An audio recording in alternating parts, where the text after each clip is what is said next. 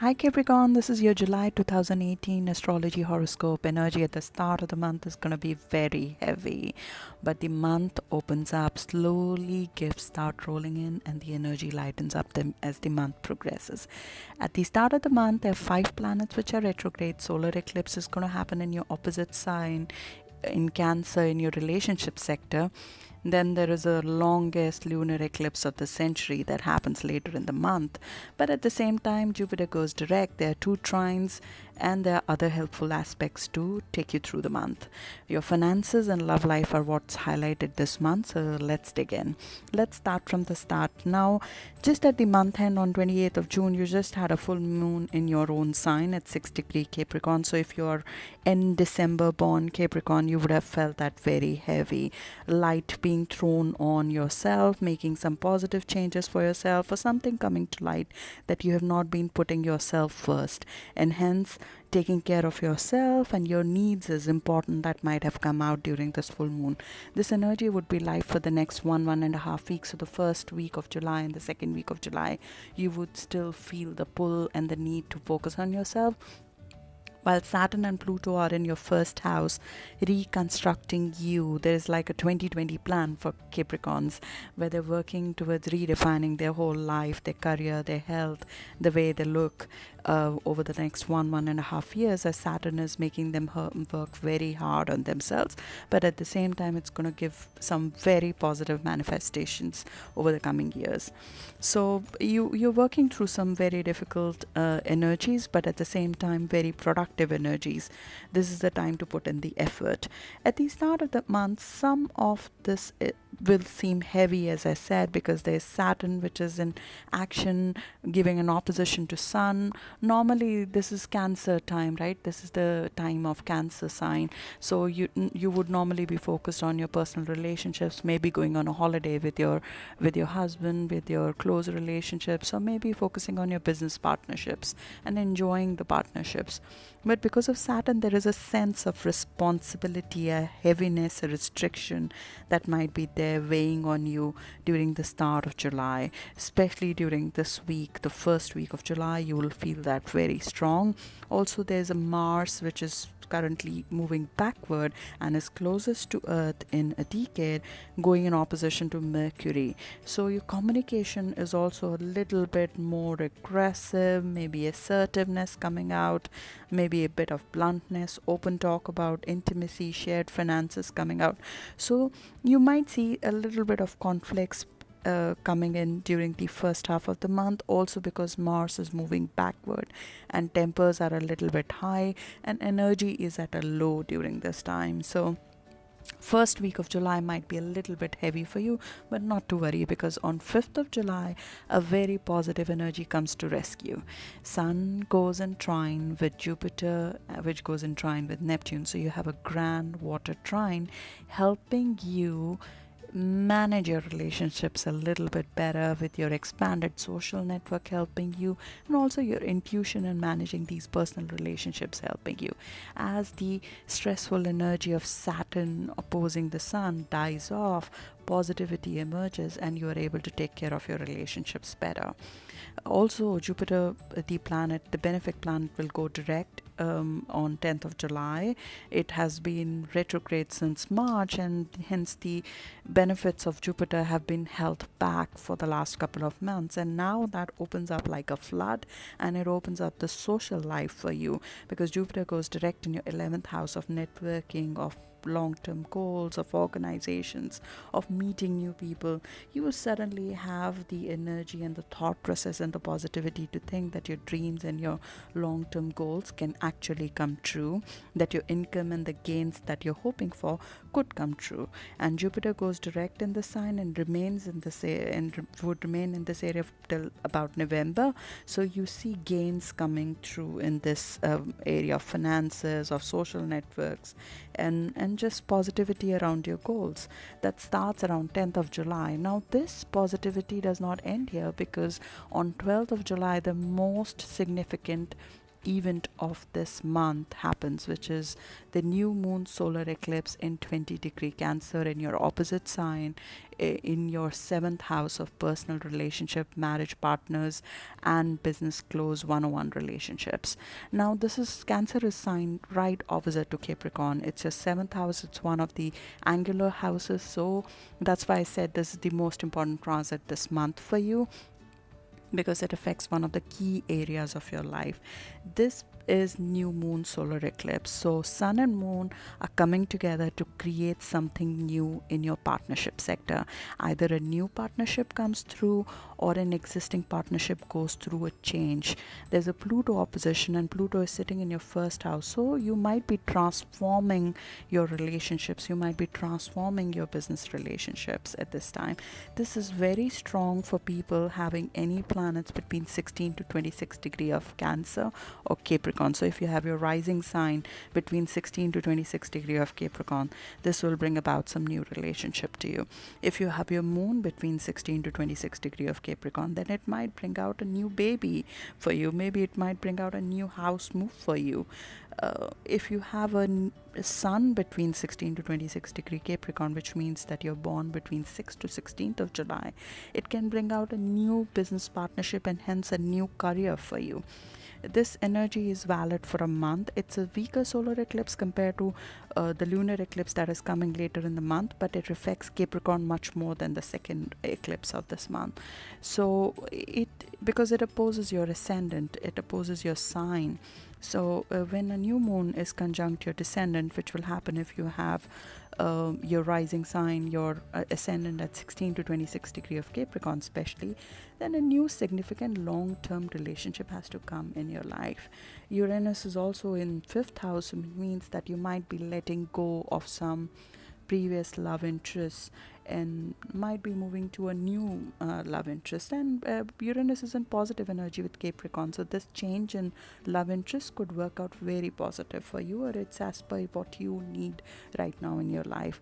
New business partnership might come through as your creativity is stoked during this time with the grand trine that I just talked about, the grand water trine, and knowledge is also positively highlighted. So as you go towards some new goals and knowledge and your creativity is stoked, you might enter into a new business partnership as well during this time.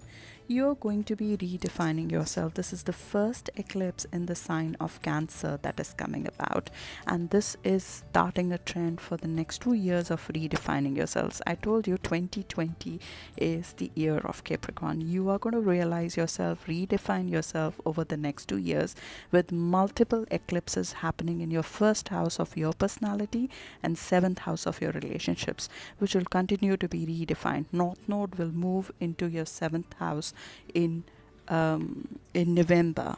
So when that happens, the relationships sector will get highlighted significantly. You would start working towards the right relationship that's meant to be for you, but at the same time you'll be working through the axis, because there is always an opposition. When you focus on one part of your life, the other one is also highlighted. So 7th house opposes 1st house, so you will be managing the balance between me versus we in a relationship as well, and that's a balance that this transit will teach you over the next 2 years. You are looking at reconstruction of your personality, about how you manage your relationships, and this is the first messaging in that area. You would get the first message between July 12th to the next eclipse, which is 27th of July, but overall for a month this energy is very strong, so look out for the messages that is coming for you. You also have a grand earth trine. Venus in Virgo in your 9th house will trine Saturn in 1st house of Capricorn to Uranus in 5th house. Now these three planets, Venus, Saturn and Uranus, come together to create a grounding energy for you to create something new, and this is in your sign, so it directly affects you. This grand earth trine will give you something new that you need. Now when Venus is in 9th house, you're going in for love with the exotic, some maybe a foreign person or thing, or object, or a foreign art might come into your love interest, for example. So if a love affair is started during this time, it's highly possible that it's with a person who's very different from you and probably is a foreign person. And it chimes in with Uranus in fifth, where you're loving the unusual, and then Venus is in ninth, so you're loving the foreign elements. So you might go in for somebody who's very different from you, or you might redefine your partnership into a completely different kind of partnership. Maybe the model of partnership you work in will change completely. It could also be because this is also house of creativity, so it's possible that you might try something new and you might love it, and you might expand your horizons on that and decide that this is your new career or your new path to go forward on. Now, when Saturn is playing a role in this Earth Grand Trine, whatever is coming to you right now, either in creativity, business partnership, or love relationships, is going to be for long term. So you have to be careful what you're getting into right now, because longevity comes with that because of Saturn's involvement in that. Anyways, Capricorn are very dedicated in their personal relationships. They like longevity in personal relationships. So it's not something that you're not familiar with. Even if you fall in love with somebody different at this point in time, you will carry it through to the right culmination. This energy could also lead to sudden pregnancies, because when fifth house is also the house of children, and when that house is blessed in this fashion, there might be a sudden pregnancy that comes through. It's just one of the things that might happen. If you are ready for it, then great. Otherwise, just take care. This is, as I said, the energy becomes much better during this time.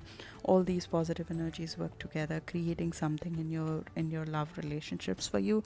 Just make sure, Capricorn and Cancer, the balance between keeping focus on your transformation, which is critical for the next 2 years, and managing this new relationships that you're evolving in the right way. Now you're also bringing some chapter to end when this chapter is beginning. For the last 2 years, you have been having eclipses between your partner's resources and your personal resources. So you have been building your private wealth. You have been building towards making your own self-worth work for you. Capricorn is a very harsh sign on themselves. You generally judge yourself harsher than anybody would ever judge you. So the transit might have taught you how to be more bold with yourself, maybe love yourself a little bit more. Now that energy is coming to a culmination with the last eclipse in Aquarius, which is happening on 27th of July. There's a full moon lunar eclipse, which is the longest eclipse of the century, and hence is very significant. And it's the last eclipse in your second house of financial resources and self-worth.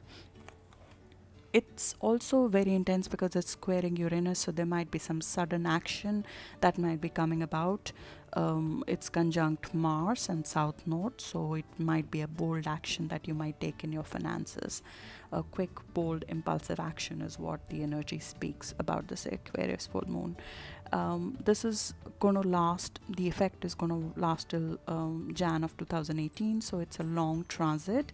It's culmination of focus on your own resources, on your own nourishment, even your diet, your self-worth, and some last lessons learned in this area. It's things, people, diet, some objects of value which are not serving you and not serving your net worth and your self-worth. You might let that go if there are some possessions which you think you don't need anymore, because during this time you're re-looking at your finances. You're re-looking at how you're making the money work for you, how you're making the food nourish you, how you're taking care of your body, of your health and your self-worth at this time. So you let go of a lifestyle, of a person, of a expense maybe that is not serving you right now, and you move on from that, because it's conjunct South Node, so something has to be released during this time. It's also conjunct Mars, and Mars has been moving backwards since 6th of June in this area of finances already. When Mars, the energy of drive, moves backward, it teaches you how to efficiently manage your resources. Second house is your resources, your energy, how you use food for yourself, how do you use money for yourself, how do you spend money, how do you earn money. So when Mars is going backward, you have to think more strategically about how are you spending your money, how's your budget looking like, what are you eating, is it serving you right, do you need to look at a different diet going forward, do you need to conserve your energy a bit more. You might be looking to maybe move to a new job, and the money aspect of the job is not jiving in with your lifestyle or with who you are, so there might be a discussion on pay.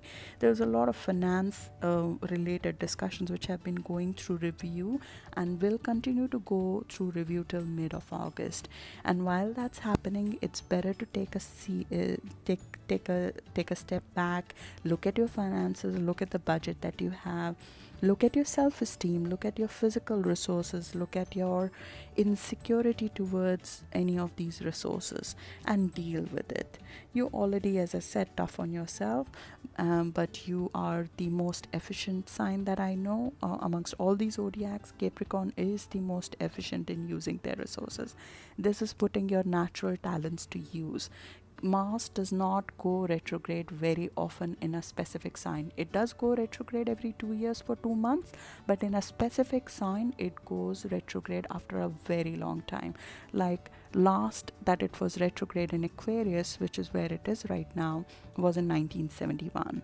So you don't get these chances pretty often. It sets you and teaches you for your lifetime when it does things like that. So make use of this energy, and also the last eclipse that you have at the end of the month to make your resources more efficient for you. And if there's any last bit of doubt about your self-worth that you're left with, your love for yourself that you're left with, Capricorn, you are one of the best signs that I know in terms of creating value for everybody. You create value for yourself. You are very valuable. You are one of the most efficient signs that I know. You work very hard in every sphere of your life, especially right now. You would be giving more than your 200%. So just give a little bit love to yourself. You are going to be low on energy. Saturn will be playing on you, but it's all for your betterment. So just give yourself whatever level of pampering you need to give during this time. Take care of yourself, take care of your health, take care of your material stability, because you're an earth sign. You're here to create value for the world. So take care of that aspect and move forward. You will not have so much stresses on your finances going from next year, but this is the year to settle your finances. So nose to the grindstone this year. Yes, that's how it is. The month ends also on a Mercury retrograde, so joint finances, intimacy might come into play. More about that in August, because intimacy is highlighted in August. That's the next step, right? So you have a new romance, and then we move over to intimacy next month. We'll talk more about that in August, but this month focus on new partnerships and focusing on your finances. Have a great month ahead. Like, subscribe, and comment. I look forward to them. Thank you.